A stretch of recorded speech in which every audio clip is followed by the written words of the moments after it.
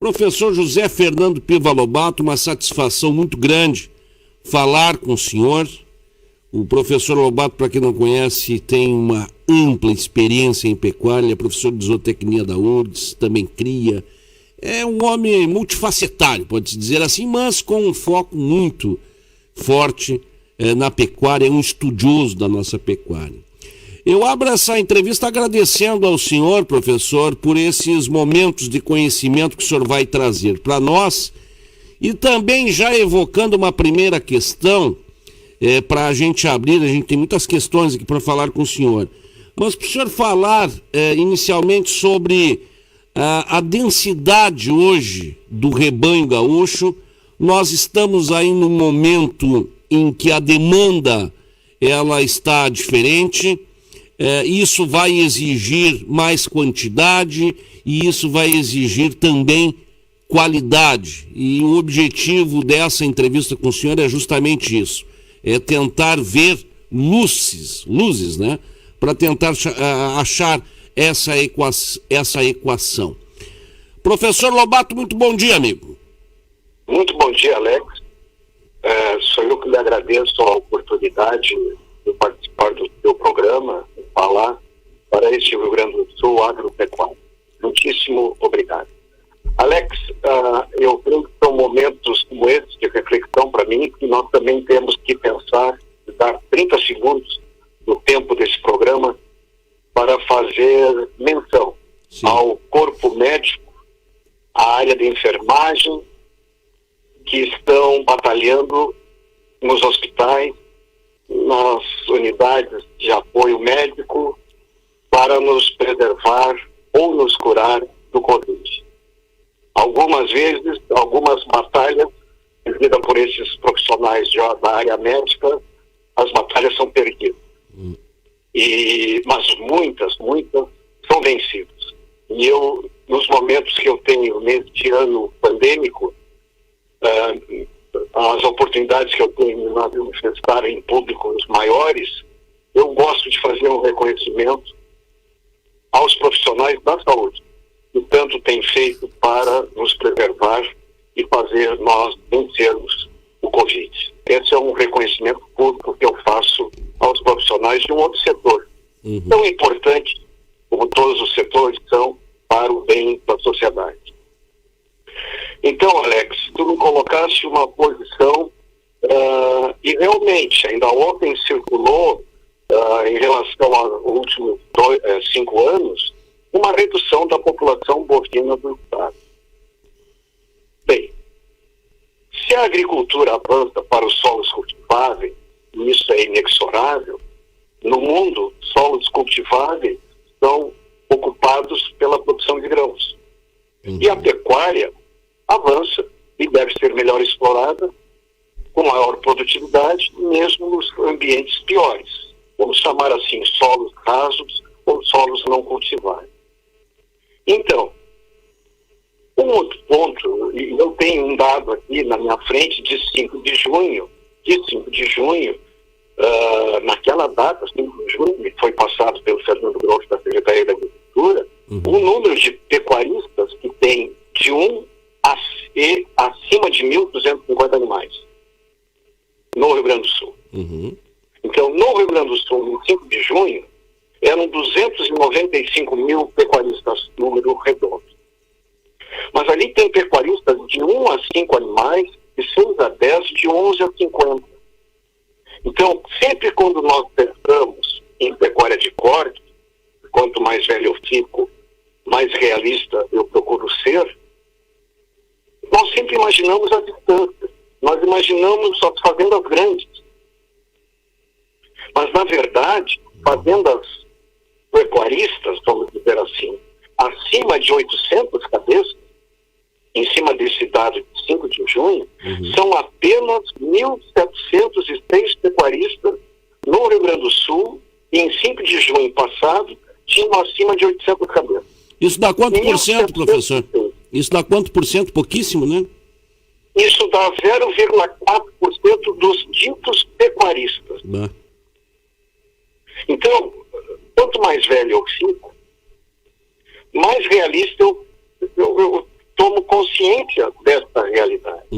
Então, nós precisamos falar não só para produtores acima de 800 cabeças, que tem 21% do rebanho, de 11 milhões e 975 milhões.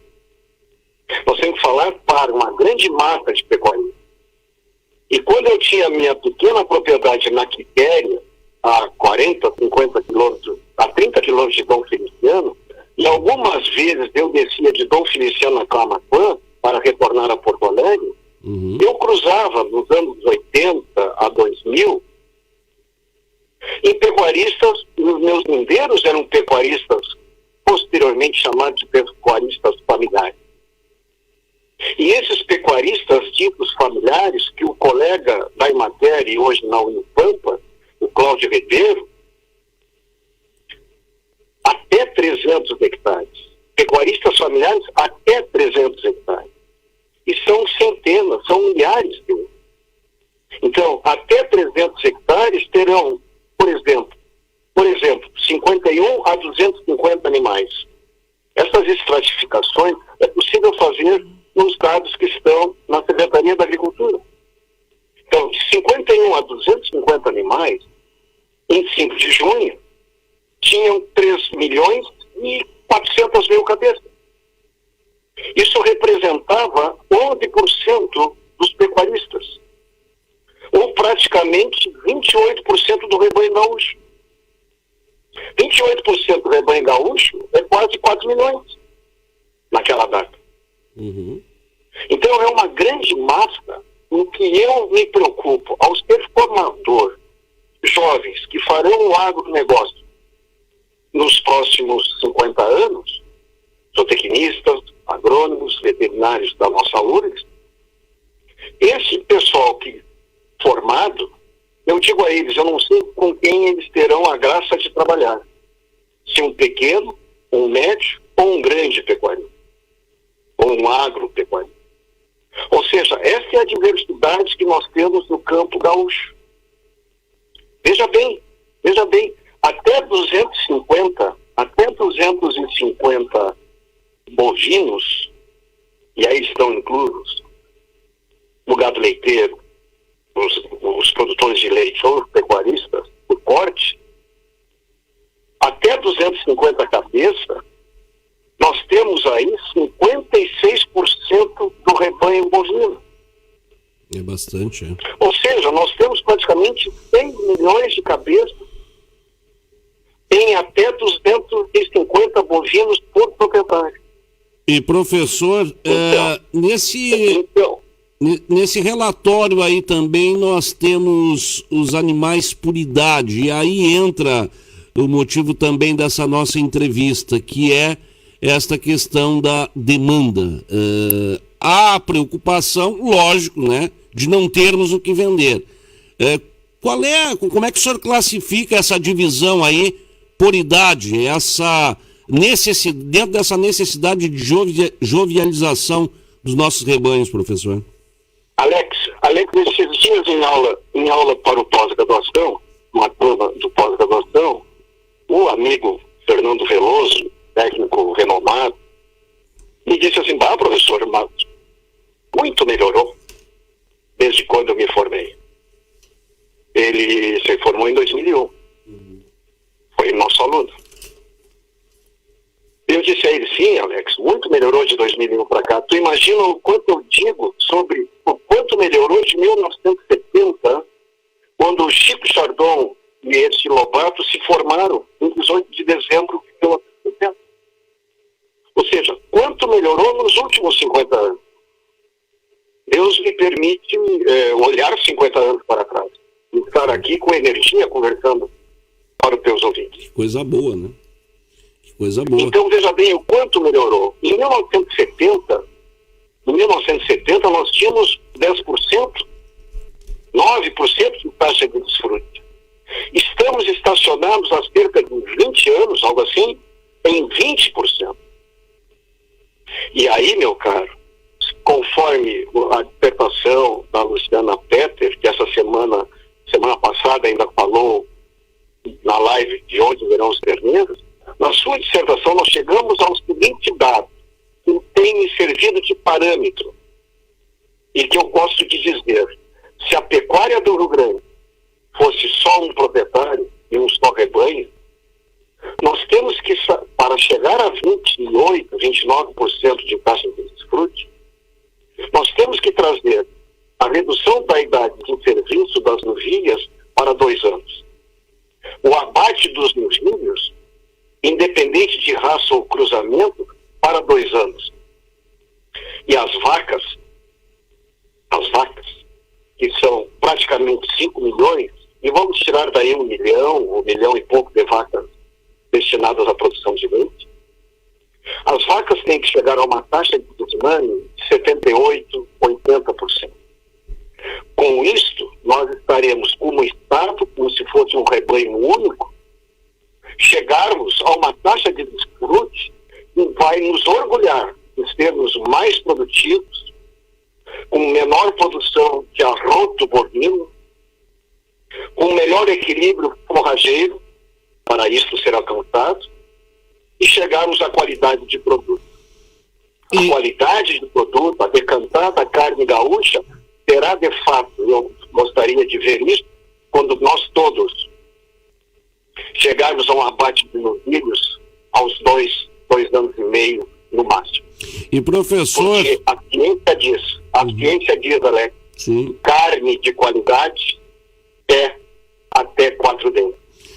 Portanto, ao redor de até 2 anos e meio.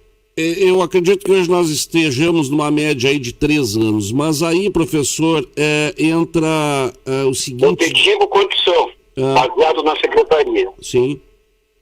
Eu pedi, o Alex me permite... Pois não? Me permite, neste 5 de junho, eu tenho dados mais recentes, mas não me fixei, em 5 de junho existiam, no Rio Grande do Sul, 750 machos acima de 3 anos. Se tirarmos daí, dos 750 mil, 50 mil touros, vamos dizer que sejam touros, não animais com testículos, ficam 700 mil. Ou seja, nós ainda temos no Rio Grande do Sul, é só olhar para os lados, em zonas típicas de pecuária e nos piores solos, que nós temos sim muitos animais acima de 3 anos. Vamos dizer que estejam ao redor de 700 mil. Por outro lado, você vai me dizer assim, mas nada melhorou nos últimos 50 anos? Muitíssimo, muitíssimo. Em 70 nós não tínhamos novilhos precoces. Produção de novilho precoce começou, creio eu, os primeiros, ouso dizer, pelo Gedeão Pereira, em 73, e Walter José Peter na Estância Guatambu. Esses são os que eu conheço. Em 73, os primeiros lotes, porque isso foi baseado em pesquisa conduzida na Secretaria da Agricultura, em São Gabriel, pelo Lauro Miller e pelo Armando Teixeira Primo.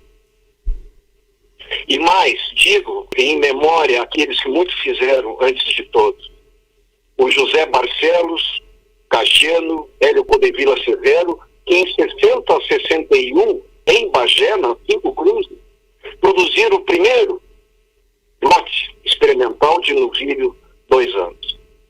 Portanto, as melhorias que têm acontecido existem. Sim. A ponto de, veja bem, nesses 60 anos, 1960, 61, 68, 69, Lauro Miller em São Gabriel e o Armando Primo, e nós chegamos agora numa live quinta-feira em que o Luizinho Safalt, do frigorífico Coqueiro, e seu sócio, fizeram uma live, quando concluímos as 6 lives deste ano, de onde virão os terneiros, com uma carne gourmet, desejada, comprada por alguns num nicho de mercado existente em centros urbanos. Ou seja, evoluímos em 70 anos, mas ainda temos, sim, ao redor de 100 mil acima de 3 anos.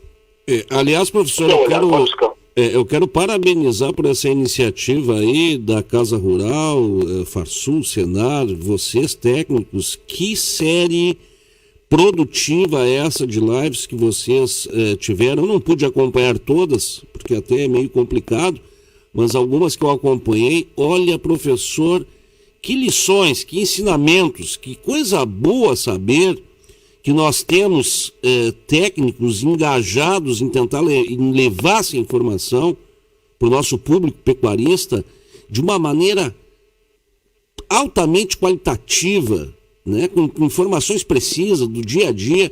Realmente, olha, eu quero deixar aqui a minha menção a essa iniciativa aí, tomara que venham outras. Professor, eu quero também falar sobre um assunto, até que vocês também, logicamente, falaram. Nós temos, Alex? Nós temos, eu marquei aí 30 minutos para a gente conversar, 35 minutos aí.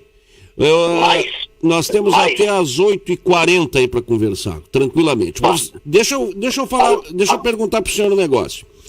Alex, me permita. Pois não. Me permita, Alex. Sim. Antes, se não pode passar, eu gostaria de fazer a menção. Sim. As lives anteriores, da semana passada e essa. Essas lives estavam previstas, foram pensadas em julho e agosto, e aí depois não foi possível. E agora, mais recentemente, o presidente Edson Pereira disse assim: nós precisamos aumentar o número de vacas. Eu disse ao meu amigo de longa data: nós precisamos aumentar a eficiência dos rodeios, concomitante a aumentar o número de vacas. E aí montamos isso. Então, em menção às lives, vejam, e eu quero fazer menção, eu trabalhei nisso aí com o Pedro Faraco Rodrigues, que faz parte da diretoria técnica do Senar, e levando tudo que se bolava, se montava, os nomes, etc., à chefia imediata do Senar. Tá? Eu queria fazer menção assim rapidamente, que na primeira live nós colocamos uma realidade e colocamos, eu precisamos ser sucinto nesse momento, o Camardelli, o Antônio Camardelli, para falar dos mercados que nós temos, que o Brasil tem, e demandas crescentes, e portanto nós temos que ter produtividade nos nossos rodeios. Na sequência, nós fomos evoluindo em aumento da produção forrageira e inclusive entrando em suplementação em cima de forrageiras, criando ali alternativas. E nesse ponto, eu gostaria de salientar ao público que nos ouve. Nós colocamos ali ciência, pesquisa aplicada, produzida no Rio Grande do Sul.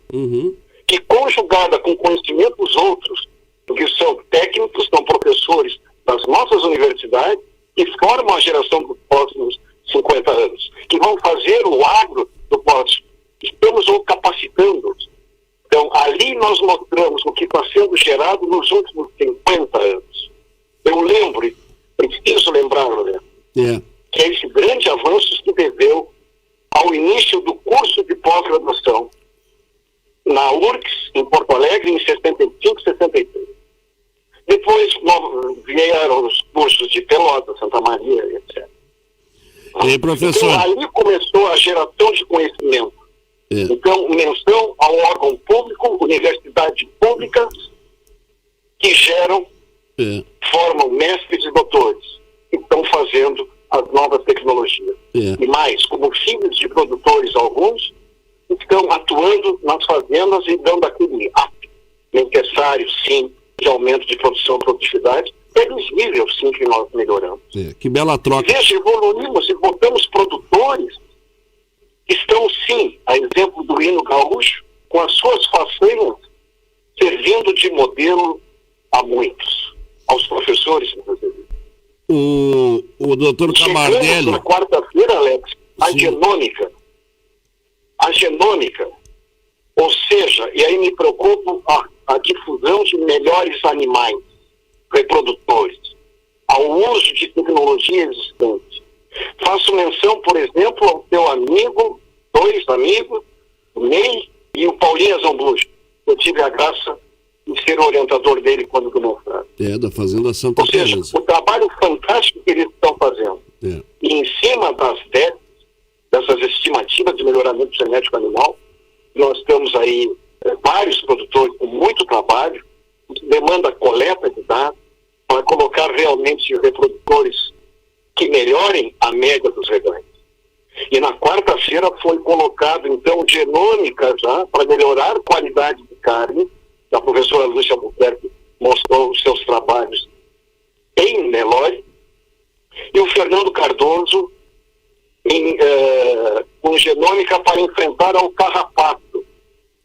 E é bom lembrar que nós estamos no subtrópico brasileiro e existem restritores ambientais.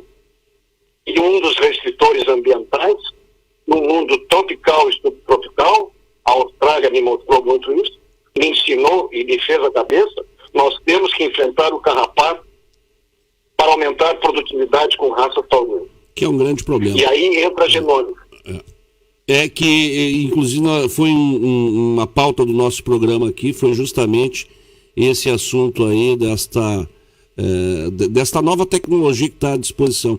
O professor, o doutor Cabardelli da BIEC, ele colocou numa dessas lives aí, eu achei interessante, até esse número ninguém tem, segundo ele próprio, nós vamos colocar aqui até. Lembrando que essas lives aí vão ficar à disposição lá no canal do Senar no YouTube, então o pessoal pode olhá-las, me parece que são 6 ou 7, e que o pessoal pode vê-las, pode retroceder, tem muita informação ali. E ele trouxe um dado de que o Brasil esse ano exportou e está exportando 65 quilos de carne por segundo. Por segundo, imagina só. E teremos aí, ao final do ano, dentro dessa previsão, 2 milhões de toneladas, 8 bilhões e meio de dólares vendidos em carne. Isso significa dizer, professor, que nós temos uma modificação completa no cenário da pecuária. A gente falou da pecuária antiga, a gente falou da pecuária em evolução, e agora a gente está falando de uma nova pecuária.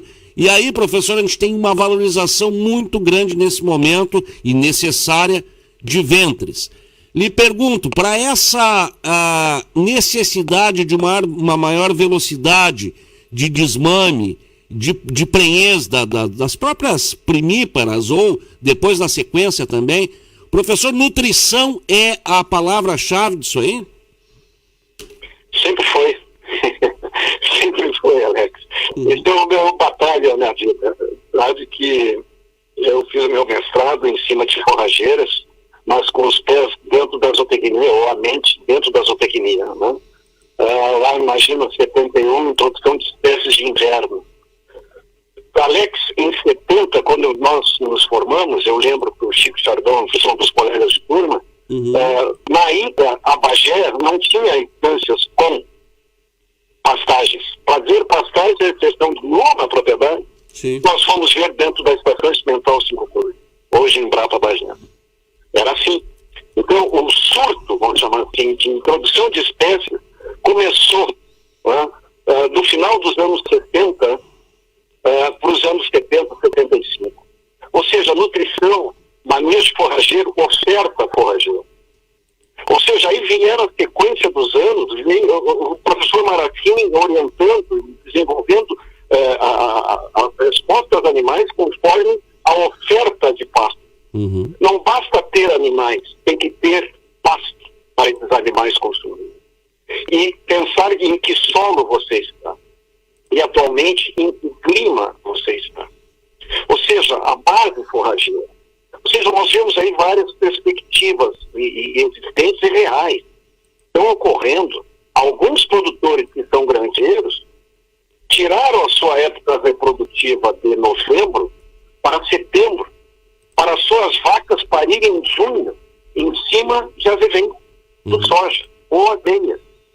Agora, para aqueles que têm agricultura e têm solo cultivável. Agora, aqueles que não têm solos cultiváveis terão que manejar em cima dos solos de menor fertilidade, de menor capacidade de cultivos, que nós temos que entender a fisiologia vegetal, a sua capacidade de suporte.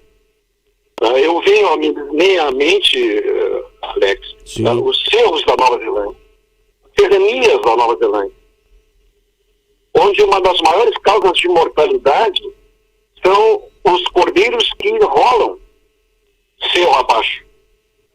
Uma das maiores causas de mortalidade na Nova Zelândia são cordeiros que rolam ribanceira abaixo.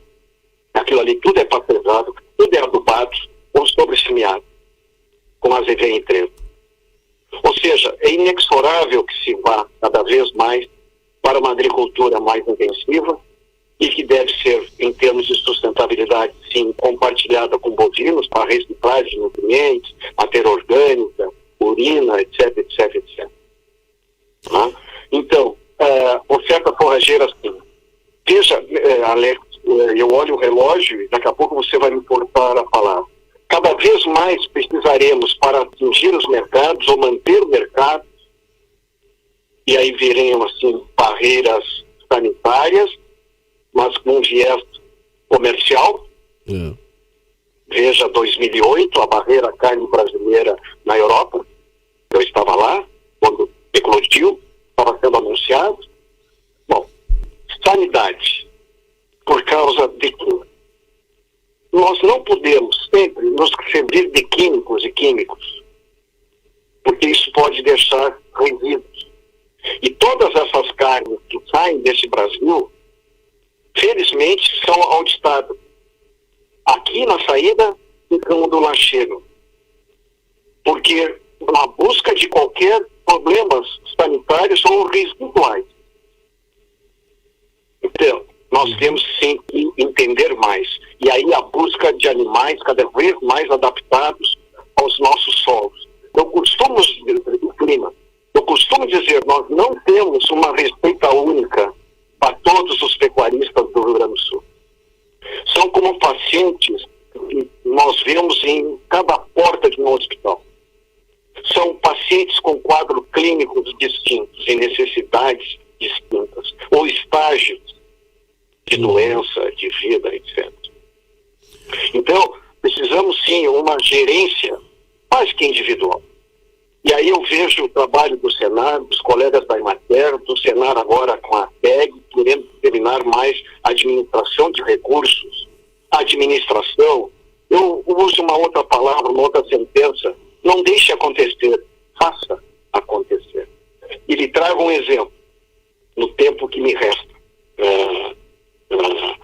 Eu digo aos pecuaristas, se nos ouvem nesse momento, com a seca, e, portanto, 12 meses, final de 2019, que eu recordo muito bem, e todo o transcorrer deste ano. Que oferta de pasto e condição corporal os senhores estão tendo para suas vacas, neste momento? Por quê? Se não tiver condição corporal, você não tomar atitude como uma prática de manejo, como, por exemplo, o desmame precoce dos terneiros, não se lamente quando na palpação retal de determinação de prenheiro em 2021 que o ano foi ruim. Ou seja, aproveite alguma mesga de chuva. Ainda ontem conversava com o Nestor Rai, doutor Nestor Rai, e ele me disse que não caiu um pingo em Arambaré.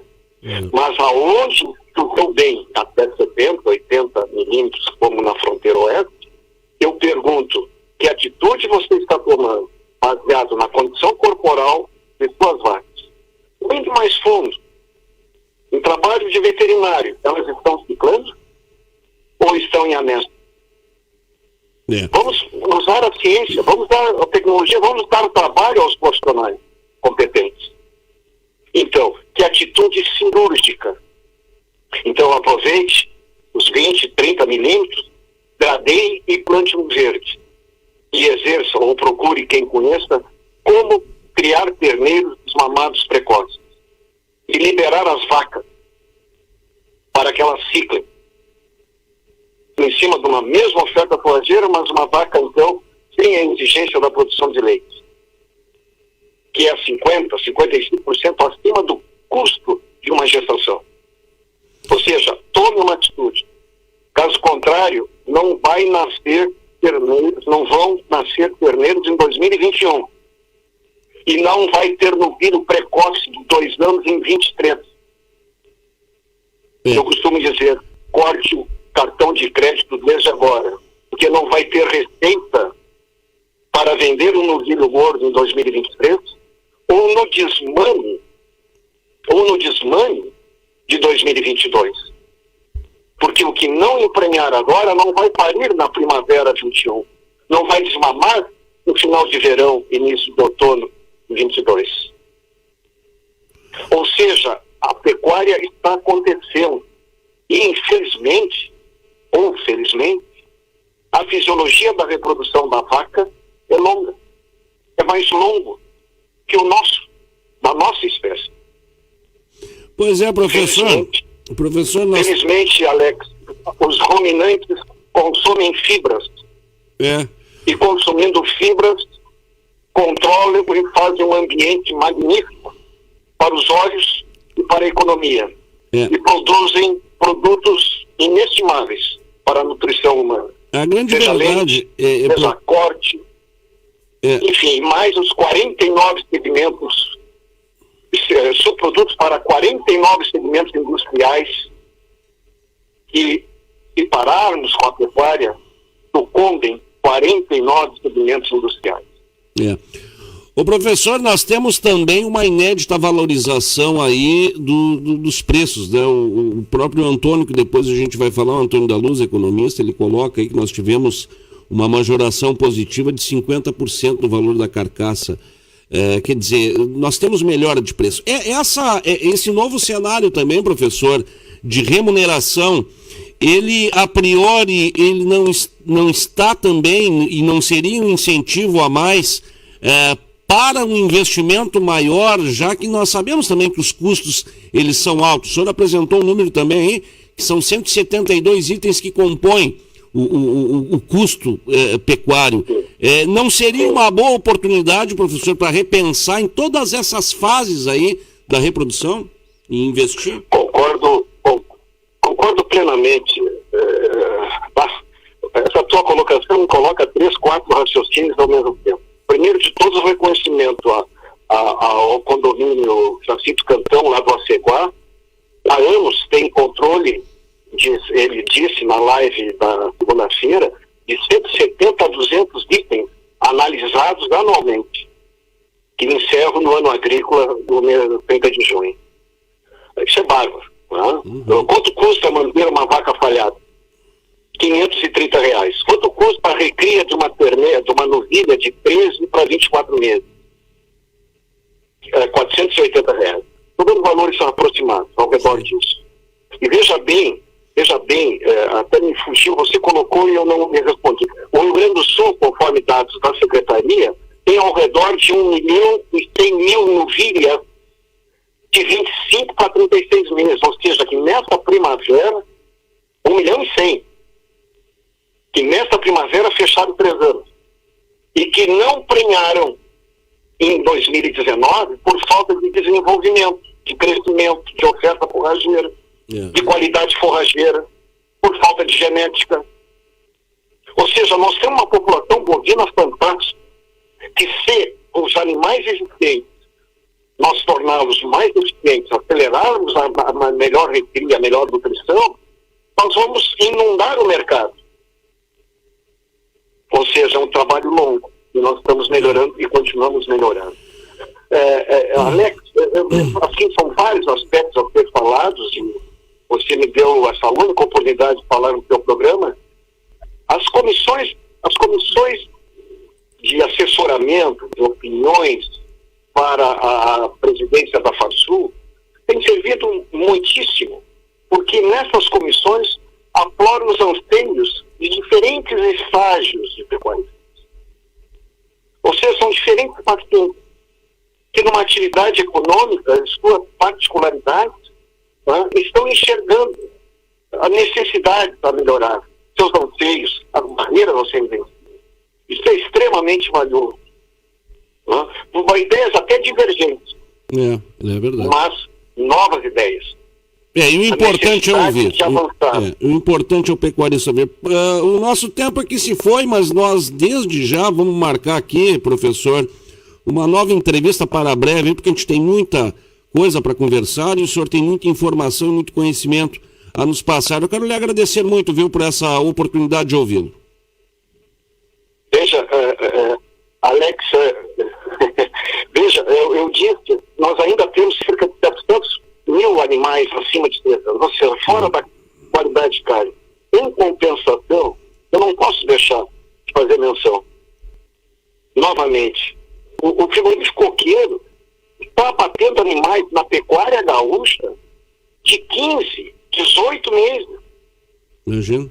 E uma carne gourmet para um nível de capacidade de pagamento, porque isso tem custo, logicamente. Claro. Isso tem custo. É uma atividade econômica. Ou seja, veja, olhando 50 anos, o quanto nós melhoramos. Agora eu gostaria, como eu digo, acompanhar, no mínimo, os próximos 30, para ver o quanto nós vamos melhorar nos próximos 30 anos, até 2050. Espero ser parceiro para contribuir. Se Deus quiser.